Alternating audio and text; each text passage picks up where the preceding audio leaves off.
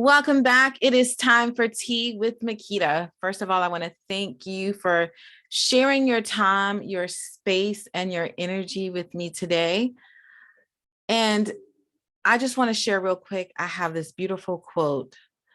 I have recently been listening to the amazing Sarah Jake Roberts, and she shared this amazing quote that in the spirit of letting go, and we're talking about this month in this new year about letting go. I read this and it really touched me. It made me hit pause, and I just really wanted to share it with the rest of you. So she says, you are your why. There is a version of you that you haven't even met yet. That version of you is so powerful. You did not come here to be stagnant. Now, when she said that, what I understood was that there is greatness in all of us. We all have the potential to be whatever version of ourselves that we want. And we haven't even stepped fully into that yet. Sometimes we realize what our purpose is and where we want to go in life. And we start to open up that door, but we tend to still hold on to certain things that kind of pull us back because we haven't yet got to the place where we can trust the process to let go so that we can be that powerful version of ourselves. Because no one came into this world just wanting to do nothing with their life. We all try to strive to be the best version of ourselves and to grow. And then sometimes in that process of growing, you have to get to the point where you decide to let go of something because you can't move forward when you're still looking back. So in keeping with that, I have met one of the most amazing people. We kind of met, we were in the same in the same group, and we kind of connected. And I am just honored that, she, took the time out to be here with us today to share, her story. Miss Leah Huxley, she has been doing so many amazing things. She has worked in the beauty industry. She has owned her own skincare business. And is it Dubon, South Africa for about 13 years and 13 and a half years. And she is so passionate about, helping other women like embrace and enhance, not just, the outside beauty, but recognize the inner beauty as well. And she has really come full circle. She's passionate about everything she does.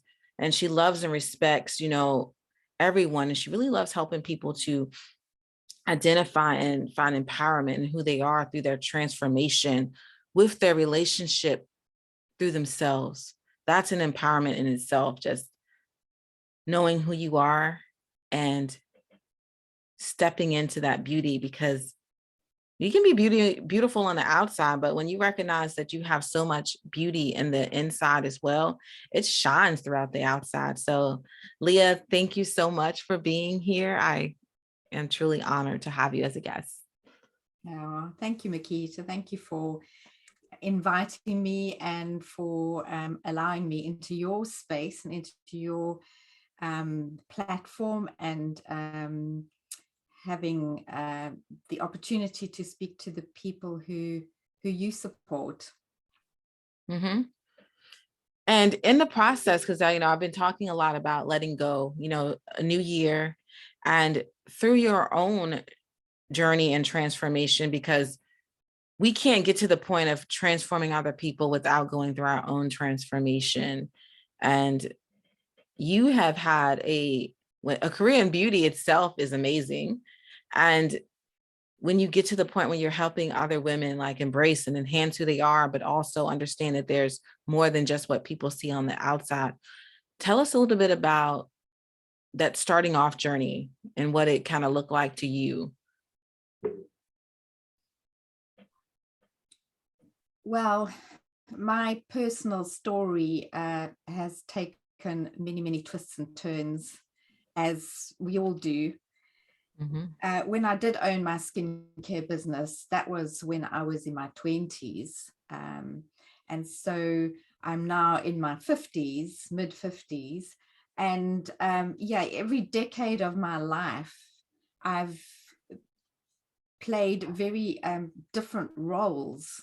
And I sold my skincare business when I became a mom for my long-awaited son, because I had struggled with infertility.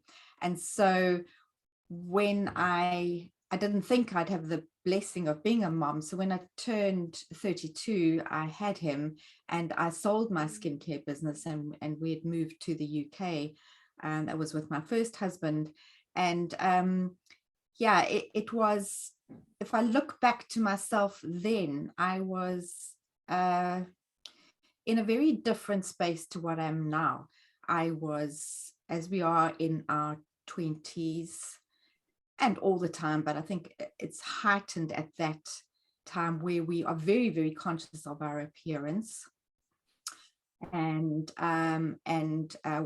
how we present ourselves into the world, and comparing ourselves to others, and not feeling good enough. And throughout my journey, and fortunately it's now come to pass as I've hit my 50s, I really, really struggled with acne.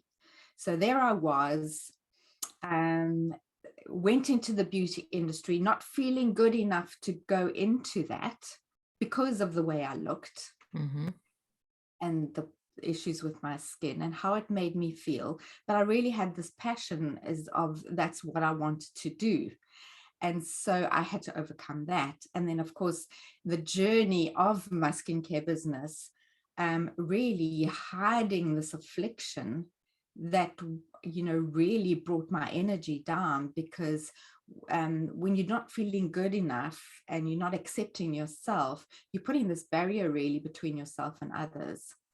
On the good side, however, though, it opened me up, and I was incredibly compassionate for people who struggled with their skin, and I fully understood the all the emotions and the self-judgment and that went around that, because you're not fitting into what the world thinks you should look like. And especially me as a skincare business owner, I was like, it was very paradoxical. So I had this constant inner war really going on with me, of how I felt inside, but how I was projecting something different onto the world. Yeah, so that was one thing. Then I became a mom, and there's a whole story around that, which I won't go into now. And then in my 40s, I split up with my first husband, and within my 40s became remarried. Still only had my one son, but became a stepmom and everything. But then I wasn't working in the industry anymore, but still massively struggling with my skin, and blended families and all the emotions that came up with it. And in that stage of my life, I was giving I didn't realize I was doing it, because I think when we're in it, we don't really realize what's going on. I can see it now that I've stepped out of it, but I was just giving my energy away. I was people pleasing. I was worried about what people thought of me all the time with this divorce and clients, and bearing in mind I grew up as a minister's daughter and grew up in the church, and all the conditioning that goes around that. And I was so worried about people's judgments of me around that, and infidelity and all sorts of craziness. And then just having my energy not standing up for how I was feeling emotionally, and absorbing the emotions of anger and all that from my new husband and my ex-husband, and these constant emotional triangles going on between relationships. And I was just squashing everything down, and just following everybody else's opinions and emotions, and putting all their needs ahead of mine. And I just ended up totally depleted. I now know what was happening.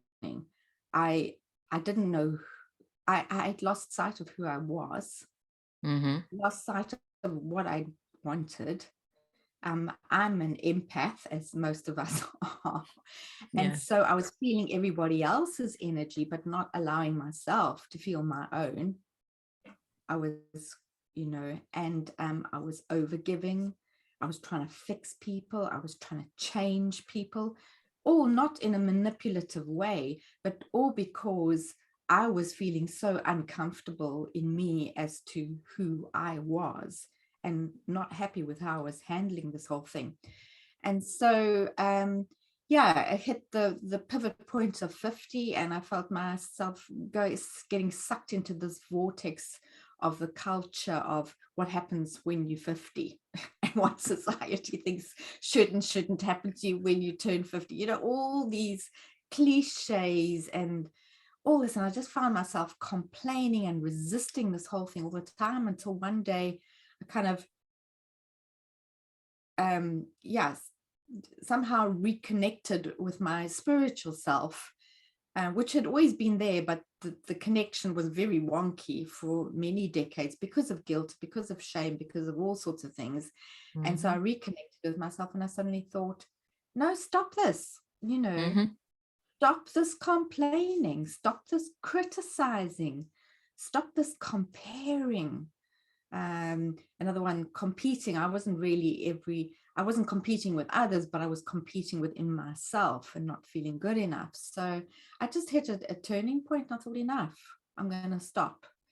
And so from there has been my biggest growth of trajectory of growth in learning, let things go, let things go, let things go. And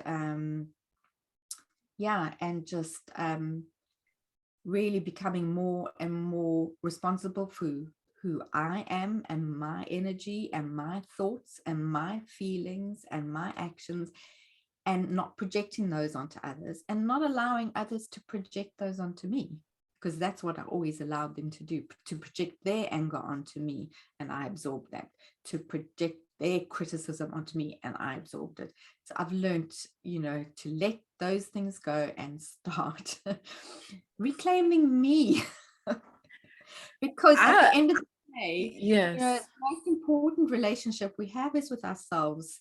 It's the greatest love story that we'll ever have is the one we have with ourselves, and it's the longest relationship we will ever have is the one we have with ourselves, and we take ourselves with ourselves wherever we go. That I love that. I love that you said that, because when you said that we have the longest relationship you're going to have is with yourself, because you come into this world with yourself, with your thoughts, with your feelings, and you leave with those things too.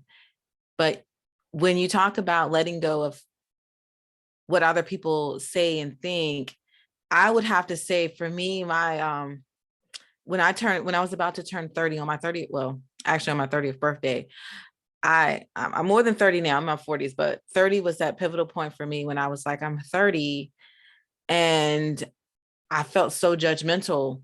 I was so worried about where other people thought I should be in my life, and all these expectations that I had for myself that I didn't feel like I was living up to. And it is really hard. As much as we say sometimes we don't care what other people think about us, and forget that, and secretly sometimes, until you really got to that point where you're actually truly letting that part go, you still hold on to, maybe not everybody, but you have these certain people in your life, when they, like you say, project that criticism or project that anger or whatever feelings that they have onto you. You let you may not consciously realize that you're letting those emotions and their feelings manipulate your true feelings, because I didn't really have I had expectations for myself, but not to the point where I was critical. But when I got 30 and I had friends and they were like, oh, 30, like they had this thing like 30, you should be here and you should do that. And I was like, I am not in none of those places. So when you said you got to that point, and it seems like with each, from your 20s, you transformed into your 40s, and then your 50s, you learned something so valuable about yourself to get to your point of you had to let go of something at each of those pivotal points in your life that truly made that transformation for you? Mm-hmm. Yeah, one of the biggest pivotal points, well, I think the biggest pivotal points have come really in my 50s. Mm-hmm. And one of the biggest ones that I heard somebody say, I listened to a lot of inspirational platforms, was like, you know, and if I translate it into the first person, it goes to, I say it to myself, I am not responsible. I'm not emotionally responsible for anybody but myself. Yes. So when you can take that concept and you can apply it in every single, because we all play different roles. We are daughters, we are mothers, we are stepmothers, possibly, we are friends, we've got so many different roles that we play. But I think that one of the biggest challenges that I found in that arena was to do with my son. And he went through severe mental health crises. Whilst I was in my 50s, he had 2 psychotic episodes. And the whole thing around that, and wanting to save him and rescue him, and just, all the things that you as a mom, because you want the best for your children, you want the best for everybody, but you really, when it comes to your children, it's another level. It And is. but I really had to, I had to step back and I came to learn that I'm not emotionally responsible for him. I can support him, I can guide him, I can encourage him, but I cannot fix him, I cannot change him. He is on his own journey, and I have to respect that. I can walk alongside with him, I can carry him when he needs carrying, as in when he's physically or emotionally exhausted, but he is on his own journey. And he's chosen me as his mum, and I've chosen him as my son. And it's our relationships that always bring up, well, definitely in my experience, our biggest lessons are the people who come into our lives. Yes. And letting go of that, because that is so hard for like a parent, any parent, understanding that we are not just not emotionally responsible for, other people, but when it comes to our kids, like, we can be there for them as much as we want, and we can, like you said, walk with them on their journey. And sometimes we can only walk so far on that journey with them. Sometimes they're going to have to walk some of that journey by themselves, because they don't want us to walk with them, and that's another. Yes, that is true. That is true. But it's hard as a parent, because you really want to you don't want to have them, go through that. So especially when you're like, but I can see that you can do this, and you have it figured out for them, but the truth is, like, they got to figure it out. And in letting go of not trying to control their outcome of their journey for them. It's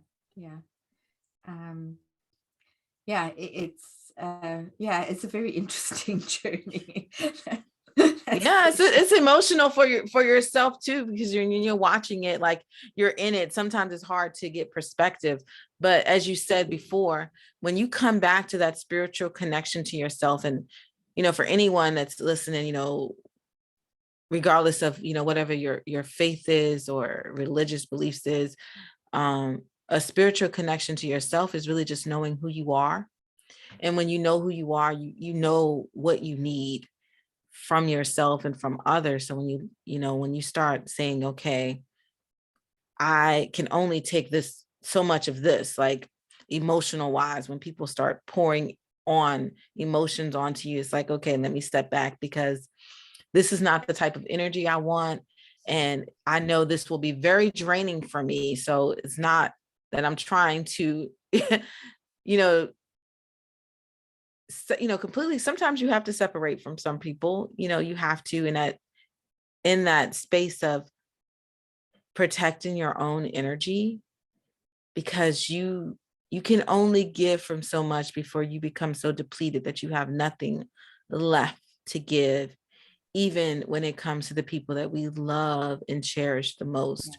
You have to be willing to let go and step back and reconnect with yourself and figure out what it is that you need so you can keep showing up every day. Yeah, it's definitely when I was in my 40s and the start of my 50s, well, in fact, my whole life up until then, because it was modeled to be it was modeled to me by my mom. She gave from an empty cup, and I thought that's what you did as a woman. I thought that's what was expected of you, not realizing that I was doing that. Of course, this isn't, hindsight is a wonderful thing, but I grew up as my dad went into the ministry when I was 9. A very late child. I'm the last of 4. My brothers and sisters never had that experience of being a minister's daughter. But I watched my mom, and she gave her whole life. She gave everything of herself away for my dad. The sacrifices she made for my dad, and just the whole time being a minister's wife and being at the beck and call of my dad and the congregation, and just giving. She never ever filled her cup up. Fortunately, she had her faith, which helped, but he sadly passed away from Parkinson's disease, and she suffered with that for the last 13 years of her life. And if I reflect on that, I might not be totally correct, but I can see it because she just gave everything of herself away. She gave from an empty cup her whole life, and she just couldn't do it anymore. And so, it was her way of saying, can somebody else please take care of me, because I can't do this anymore. So it's so important that we give from our full cup, from the overflow of the cup, from that constant fountain, which is our spiritual connection, our daily practices, how we care for ourselves physically, emotionally, mentally, spiritually. That's all ways that we keep our cup full, and then we can give from that without depleting ourselves. And then it's a joy to give, because we don't feel like we're being drained, and we don't feel like we have to protect our energy all the time because we're so exhausted. So yeah, that is true. And when you're in a transformational period in your life, like you help women transform their lives all the time. When you're in that process with them, what is the most hardest thing you notice that most people, or when you're doing that process, what's the hardest part for them that you feel as they go into that transformation to really like reach that point of, like, okay, I really have a handle on this and I know I can move forward in the process? I think one of the biggest roadblocks is the fear of letting go, the fear of the unknown. I think that's great, because you know what? I was just thinking when you said the fear of letting go and the unknown, because when even though you have a mess going on, like you're a mess though, you know what it is. Thanks. You've been in the mess for a while, so it's a comfortable mess sometimes. And when you have to let go of the mess and step into something different, it's like, I don't know this. What if I mess it up? Or what if, I'm not good enough? You have all these thoughts of, what ifs versus okay, it can't be any worse than this mess I already got, so it has to be something better on the other side. People never really say that. Yeah, it takes a lot of courage. It takes Definitely. a lot of, yeah, but yeah, the analogy of letting go, if you think of in the physical space, if you think of your hand and you're gripping this pencil, and you're gripping it tight and tight and tight, I mean, what happens? You just carry on hurting. You, your hand eventually goes numb. All this resistance that's going on. And what does it take to let go? It just takes you opening your hand. It's more, it's just,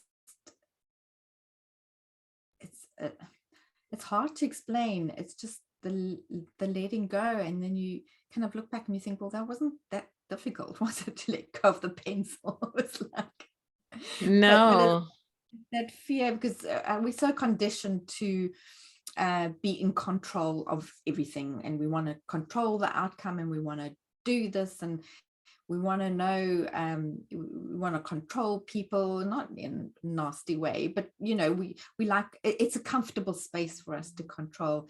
And yeah, letting go is uncomfortable because it's unfamiliar, but the more you let go, the more that becomes familiar.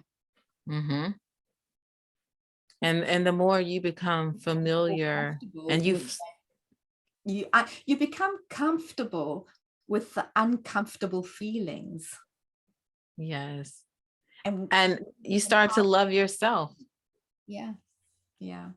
And compassion is the key. Yes. Compassion is the highest form of love. Compassion for ourselves and compassion for others, but it's a catalyst. So when we can apply that compassion to ourselves that we're afraid to let go, when we can apply compassion to ourselves for our mess and our messy journeys. Yes. Make it who we are. They do. And I don't think, for me, I know I wouldn't change anything within my journey or my mess, because I wouldn't be who I am without all of the mess. Exactly. Yeah. And the journey had to happen. And I feel like we're all on this never ending journey, because you grow each and every day from something that makes you better, that makes you, because I feel like you're stepping partly in your purpose of who you are. And as you continue to go, there are going to be things that happen, that you're going to be like, oh my goodness, I know I probably knew better, but I don't, but it's okay, because you're not made to be perfect. You are made to be just who you are, and to love that person the same way like we love our kids and, our spouses. We don't expect our kids to be perfect. No. And we don't not love them because they're not. It's like, okay. But we sometimes hold ourselves to these high standards of perfection and not realize that you can love yourself and be compassionate and not think that you have to be so perfect or do everything right all the time. Yeah. And also the other, one of the other aspects of letting go is forgiveness of ourselves. Forgiveness is a huge thing, and we know how difficult it is to forgive people who have hurt us. But at the same time, I remember I came across a great analogy, and you probably have heard it, about unforgiveness is like drinking poison and expecting the other person to die. Yeah, I haven't heard that, but I like it.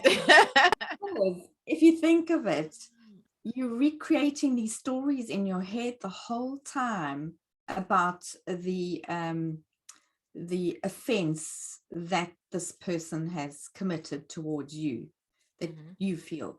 Sometimes they're not even aware they've done it, and you create this whole story in your head, and you give, another nice quote is,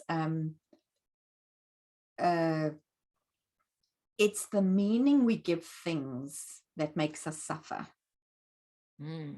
So there can be an event, And the other event, say in a relationship, the other person might even not, they're not even aware of the event, but it's the whole meaning that we've given around that event that is the start of our suffering. And then we recreate the suffering over and over and over again when we get stuck in our heads with the story. And every time we tell the story to somebody else, we're recreating those stress hormones the whole time. And we're slowly poisoning ourselves, really, by holding that unforgiveness in us. So, so it's difficult to do that. But once you realize it's about you setting yourself free, that's what forgiveness, when you forgive somebody else, you're setting yourself free. I love what you said about the meaning that we give certain events, because I can tell you, I have given certain events a lot of meaning. And later on, I've had things that happened where I encountered someone that I thought, was like, well, this happened and, I don't talk to this person. And you see this person maybe months or years later and they've moved on. They're not even thinking about it. It didn't mean anything to them. And you've been carrying it around for years or months about something that no longer affects anyone but you. It's your stressor. You've created this holy, like you said, you tell different people and you make it, and it grows and grows and grows with each story that you tell it with. But the person that's involved also in the story has moved on. Their life has not been affected, and you're just stagnant, staying in that event, instead of accepting that it doesn't define you and moving yourself past it. So yeah, no, for sure. And I mean, that's one level, is forgiving others. That's hard enough. I think the even harder the one is forgiving ourselves for the messes and mistakes we've made.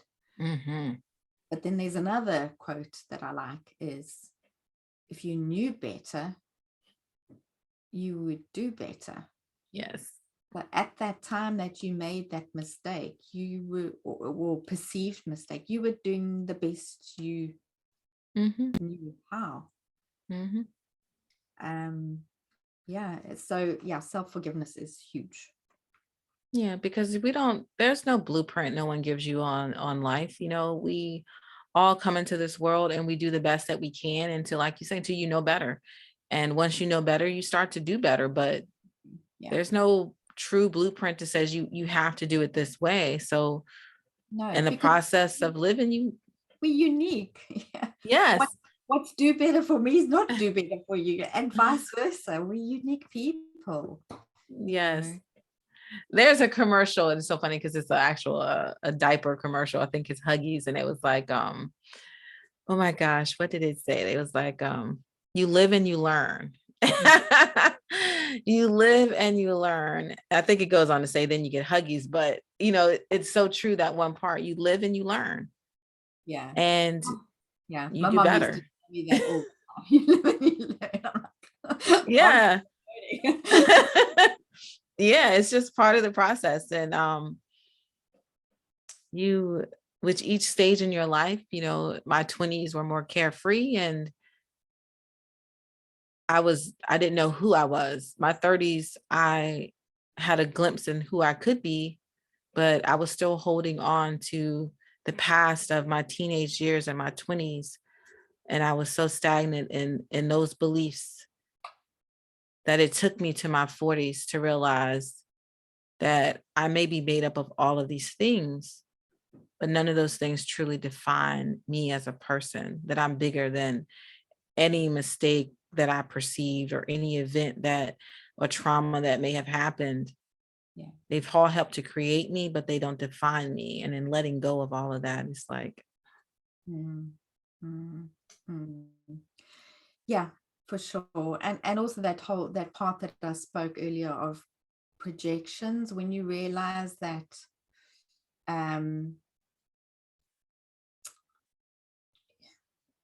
I'm just thinking of like a conflict situation in maybe a relationship, and it goes a bit out of hand. And I'm not talking about abuse, and that's a whole different category, and trauma. I'm not talking about that. I'm just talking about in daily, conflicts with your husband or whatever. And the response, I mean, I had one the other day with my husband, and I thought, where on earth has this come from?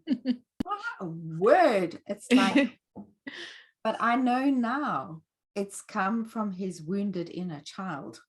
When we get triggered, it's our wounded inner child that we haven't forgiven, and not forgiven, been compassionate and shown compassionate to, and just given them what they need. It's that.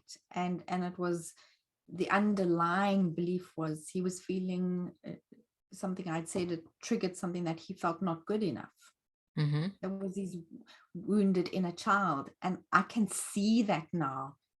When people act out and play out, it's their wounded inner child.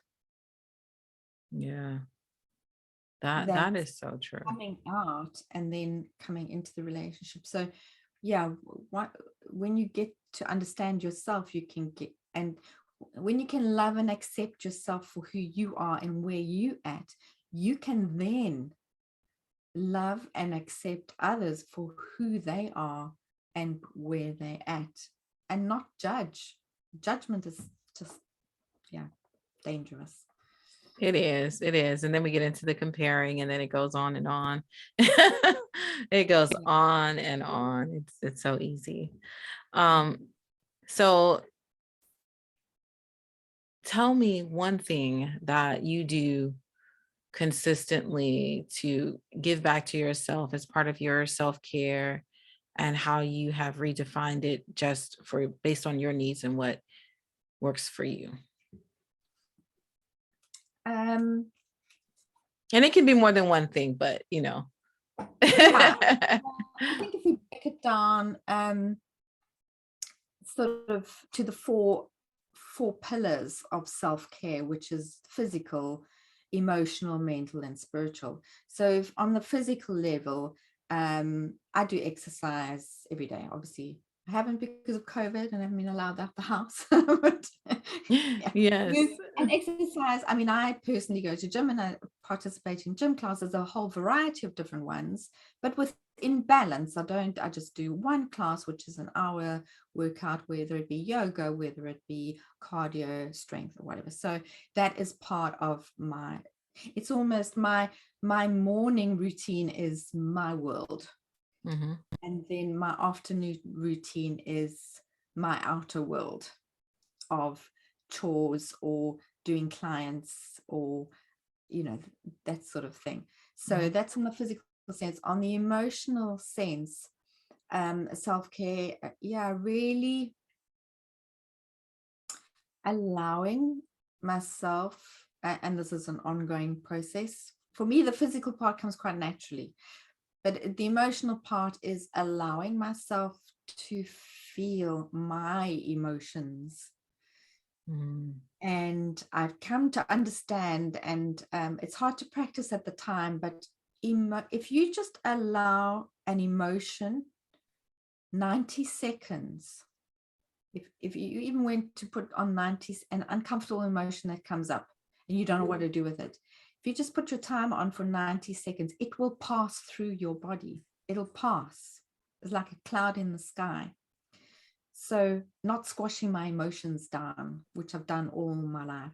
I somehow had this strange concept as a child, and maybe it came up as because I was a minister's daughter, that I wasn't allowed to ever be angry about anything. That was a belief I had created. I don't know. Yeah. So, allowing myself to feel uncomfortable, triggered emotions that come up and allowing them to pass, and respecting them. And, emotions are energy in motion. They need to flow out. It's like water. It has to flow. If you block it, if you take a hose pipe and block it, what's going to happen? Your pipe's going to burst. Mm-hmm. And then you'll pass all those unprocessed emotions onto somebody else. So yeah, just being very mindful about my emotional well-being. Mental, yeah, really watching your thoughts, not criticizing your thoughts, but being mindful of what you're thinking. And because our thoughts create things, you know. Yes. So just being aware of what you're thinking. And because if you're thinking unconscious things, those unconscious things will come out of your mouth, and that can be quite hurtful. So Mm-hmm. just be conscious of what, be really conscious of your language, of how you speak to yourself and to others. So yeah, just mental hygiene and being aware of your thoughts. And yeah, I have different ways of kind of, if I feel myself getting sucked into something, then to shift my focus and listen to something inspirational or upbeat, or mentally shift my focus, keeping my vibration high, as high as I can. And then a spiritual connection, I have a meditation practice that I do. And so that's like a defined thing, first thing in the morning before my day starts. And it doesn't look one set way, it looks all sorts of different ways. I listen to mainly audio meditations of various genres, and that just sets my tone for my day. And then so I do that early in the morning, and then it's almost like a vibrational reset of the day. And then I move into my day with my physical, and then the emotional, the mental, and the spiritual is an ongoing thing really throughout the day. And then also just really gratitude for who I am, what I have, Mm-hmm. and who I'm becoming. Is a Yes. new phrase that I've picked up, and I thought I like that. So every morning, and also blessing the day. One of my morning practices is I like to say, I bless this day with love and light. I bless this day with faith and sight. I bless this day with grace and ease. I bless this day with joy and peace. I bless myself, and I bless everything around me. Thank you for the gift of this day, and may I be a gift in this day. I love that. That's really a great way to set out and set your intentions for how you want that day and how you want to show up. Yeah. Yeah. Yeah, because I where I am at now in my life, my heart's desire is to share my light, or shine. How does it go now? I forget. To shine my light, to share my love, and to take actions from my heart, Yes. because that's the seat of our soul, not from my head. It's like, That is true. Well, yeah. Leah, thank you so much for coming on and sharing all of that with us. Tell my listeners where they can connect with you. No. Yeah, probably the easiest way is just on Facebook. I don't have a business page at all, but I do regularly. I post regularly inspirational quotes and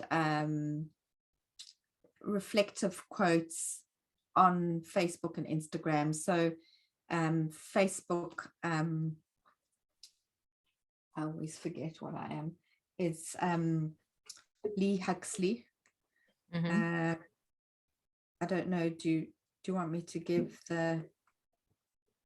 So I think it's just your name, Lee, Leigh Huxley, Yeah, let me just. Huxley. Yeah, Yeah. and I'm going to plug that into the show notes. And I think it's so wonderful that you do that. Anyone that's listening, if you want to be, Yeah, just motivated and me. have some inspiration. Yeah, just direct message me. Mm-hmm. Uh, yeah, it just comes up as lee.huxley.7. That's Mm-hmm. I'll forward the link to you. And then the same thing on Instagram, but it's reversed somehow. I've only started doing all this year. I'm not very savvy when it comes to social media and things like that, but Instagram, it's Huxley Lee, all one word, lowercase. But I basically, it's a replication. I kind of elaborate on my posts a bit more in Facebook. Mm-hmm. But yeah, I really, I love inspirational quotes, as you've heard me sort of use a few, and yeah, encouragement and things that touch my heart, or sometimes a little bit about challenges that I'm experiencing and how I'm navigating them, because that's Mm-hmm. what it's about. Life's about navigating, and we've got, we've got everything inside us to navigate. And if we navigate from our hearts, Mm-hmm. we will follow our authentic, true natures. That is true. That is so true. Well, thank you so much, you guys that are listening.